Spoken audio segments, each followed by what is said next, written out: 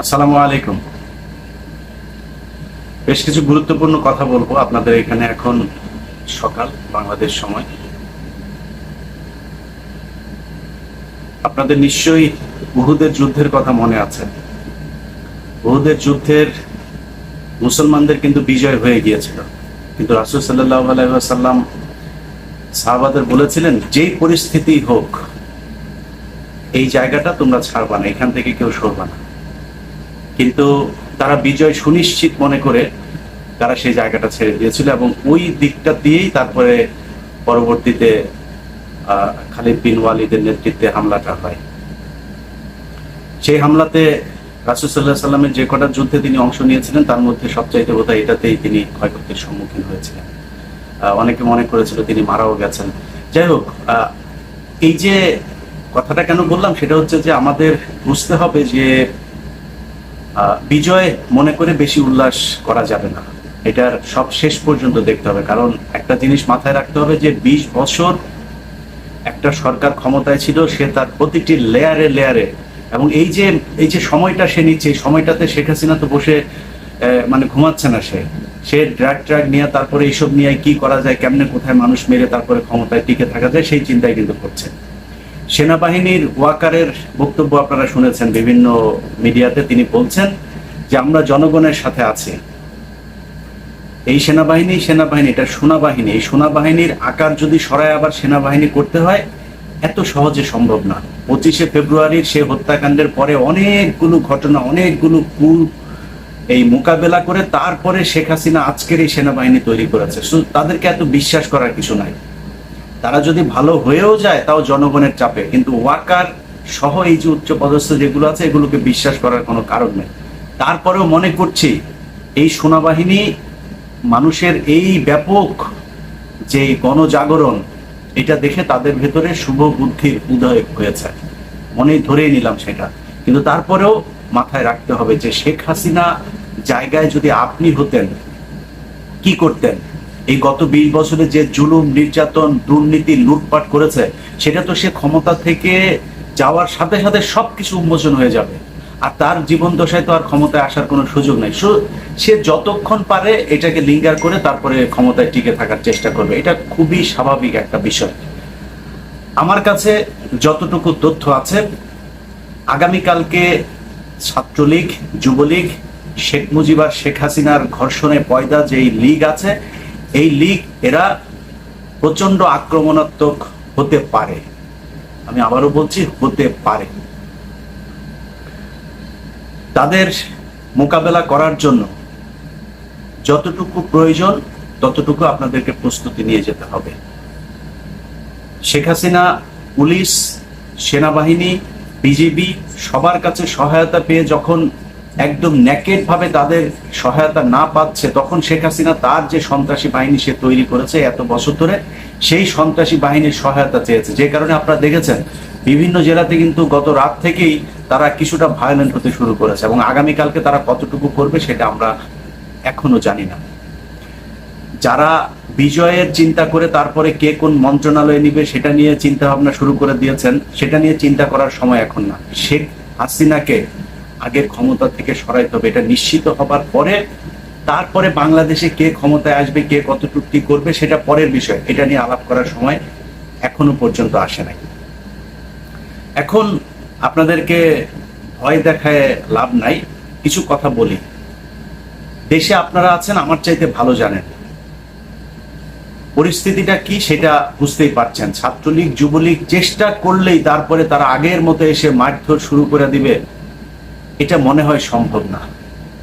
আওয়ামী লীগের অনেক নেতা আপনারা দেখেছেন, সেগুলো কতটুকু সত্য মিথ্যা সেটা জানি না, বিমানে ওঠার ছবিও আপনারা দেখছেন।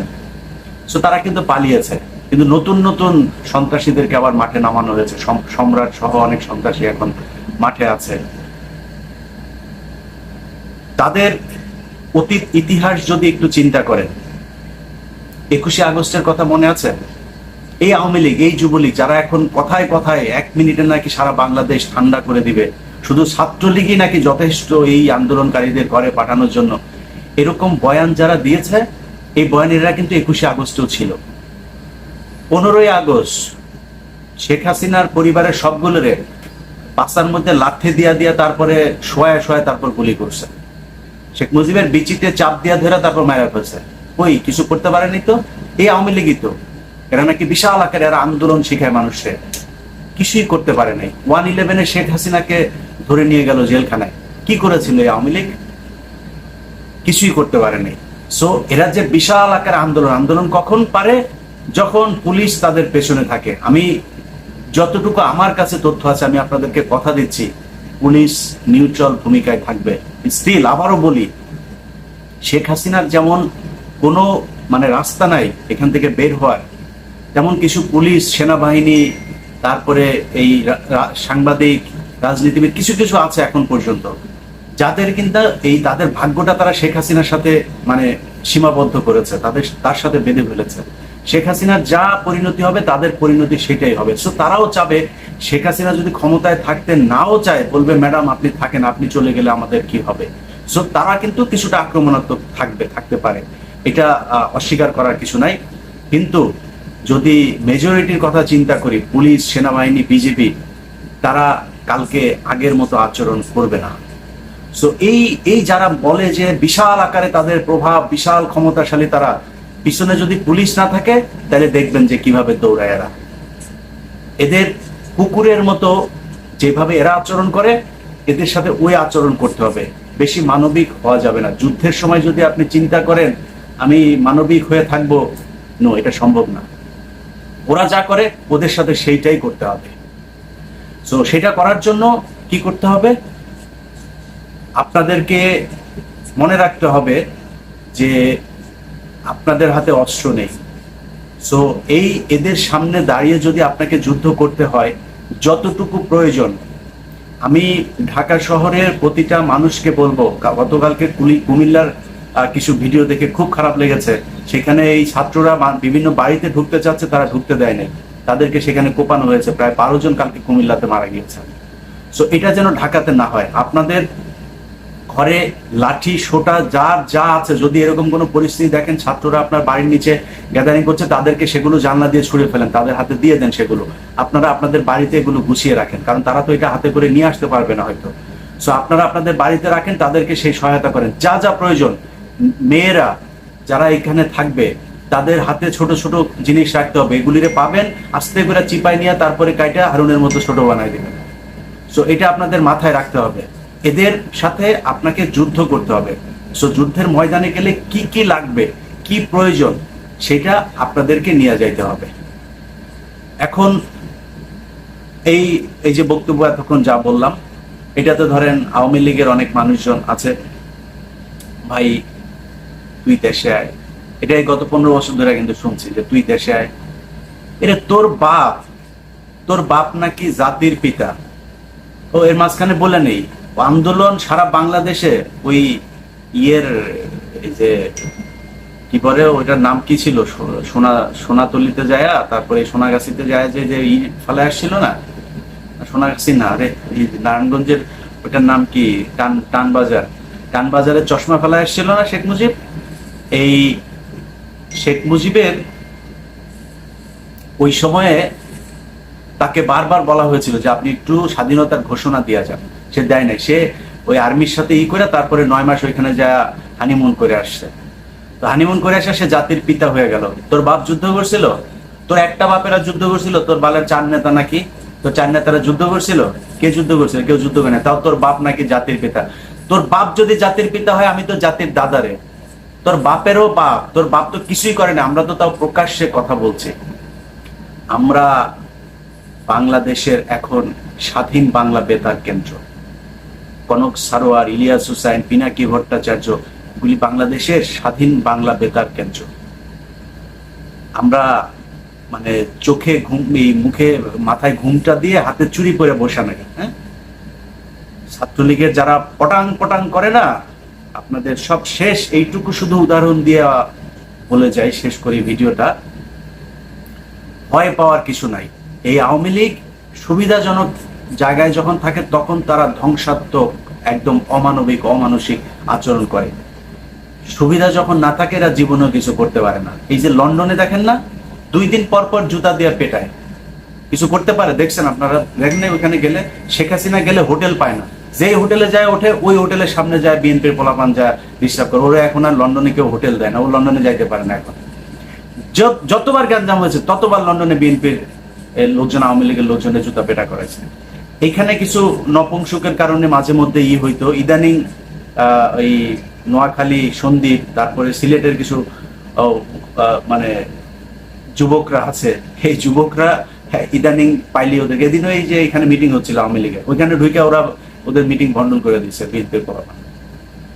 সো ওদের কোথাও জায়গা নেই। যে আমি দেখেন, আমি একলা, আপনাদের মনে আছে না জ্যাকসনাইটে আমি একলা, ওরা 25-30 জন, বিশাল ওদের ওই জাউরা শেখ কামাল আছে না, ওই জাউরাটার জন্মদিন ছিল ওই দিন, ওই জাউরার জন্মদিনের ওইখানে ওরা বিশাল লোকজন, আমি যাচ্ছি উল্টাপাল্টা কথা বলা শুরু করছে। আমিও দাঁড়ায় ইচ্ছা মতো গালাগালি করলাম কতক্ষণ, গায়ে হাত দেয় না, কারণ জানে গায়ে হাত দিলে কি হবে সেটা খুব ভালো করে জানে। তো আইন আদালত নিয়ে তো মোটামুটি ঘাটাঘাটি করতেছি, তো এখন কিন্তু অনেক কিছু জানি। আসিস গায়ে হাত দিতে, আসিস ওই জ্যাকসনাইটে গিয়া তারপরে কিছু বলতে আসিস, তারপরে বুঝাই দেওয়া হবে। সো এরা আসবে না, এরা ঘেউ ঘেউ করবে, দেখবে পাশে দিয়ে যাবো, পাশে থেকে গালি দিবে, গালি টালি দিয়ে লাভ নেই। বেটা তুই গালি দিতে পারলে আমরাও গালি দিতে পারি, আমরা যথেষ্ট ভদ্র ছিলাম। এই আজকের যে কথাবার্তা না, এই কথাবার্তা একদিনে আর 2 দিনে আসে না। অনেক মানুষজন আছে ভাই একটু হয়ে কথা বলেন, আরে বেটা আমি যা হারাইছি তুই হারাইছিস, হারাইলে তারপরে বুঝবে যন্ত্রণা কাকে বলে। যা আবু সাইদের মার কাছে যায় জিজ্ঞেস কর কেমন লাগে। অতএব হিসাব করে কথা বলতে হবে। যারা আন্দোলনে আছেন, এই নেরি কুকুরদের ভয় পায় লাভ নাই, এদের সামনে দাঁড়াইতে হবে। আপনি যুদ্ধে আছেন, দাঁড়াইতে হবে আপনি আপনার জায়গায় থেকে। আমি আবারও বলছি, অপারগ, খুব কষ্ট হইতেছে যে এই সামনে থেকে যুদ্ধটাতে অংশ নিতে পারিনি। আল্লাহ যদি সেই সুযোগ দেয়, অবশ্যই এরকম যুদ্ধ সামনে আসলে সেই যুদ্ধে থাকার চেষ্টা করবো ইনশাআল্লাহ। সবার প্রতি ভালোবাসা, সম্মান। আপনারা যা করেছেন, এই জাতি আজীবন এই নতুন প্রজন্মের মুক্তিযোদ্ধাদের কাছে কৃতজ্ঞ থাকবে যে এরকম একটা জায়গা থেকে দেশকে স্বাধীন করে দিয়ে গেলেন আপনারা। এটা বাংলাদেশে ইতিহাস হয়ে থাকবে। 69, 71, এই 90-এর যেই কথা আমরা বলি না, এই 2024 সালের জুলাইয়ের গণহত্যা, তারপরের যে গণ অভ্যুত্থান, এটা বাংলাদেশের মানুষ সারা জীবন মনে রাখবে। আজকের যে বীরেরা জীবন দিয়েছেন, যেই বীরেরা যুদ্ধ করেছেন, যুদ্ধ করছেন, দেশকে স্বাধীন করছেন, আপনাদের কথা এই জাতি সারা জীবন কৃতজ্ঞ চিত্তে স্মরণ করবে।